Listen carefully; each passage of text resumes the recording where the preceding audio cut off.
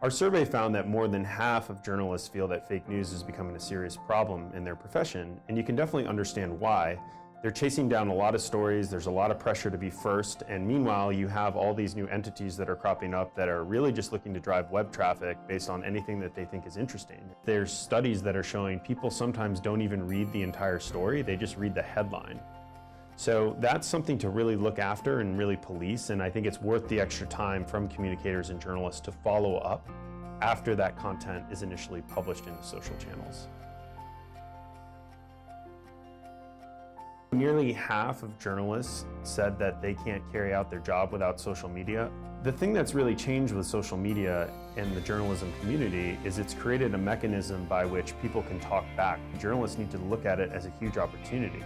Now you can actually go out onto social media. If you use social listening tools intelligently, you can mine for certain topics that people are talking about and that are trending, and then weave that into your story so you can actually represent more of the public interest in your stories versus only focusing on your sources and people who work at the institutions that you cover.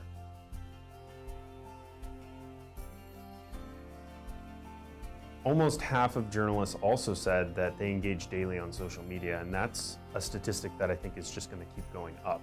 If you look at most great journalism today, some of it follows the same formula that it always did. You go out and you talk to different sources, you find the right information, you find the facts, and you present those facts.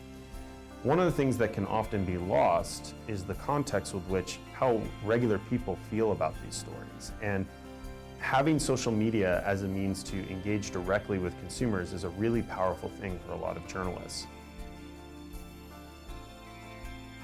Probably no surprise, our survey found that more than half of journalists have trust issues with the PR professionals and the communications professionals that they work with. I think communicators and PR professionals need to remember that in most cases, journalists don't have a personal vendetta against their organizations. In a lot of cases, they're just trying to do their job, and they're just trying to get the information that makes that content fair and interesting.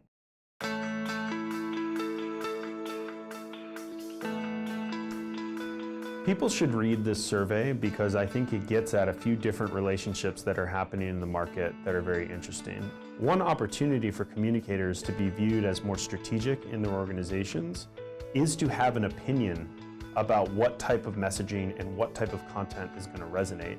And if they follow a lot of the social journalism that's happening and a lot of the consumer response to those stories, they can actually factor that into a lot of the messaging creation that they assist with inside of their organization.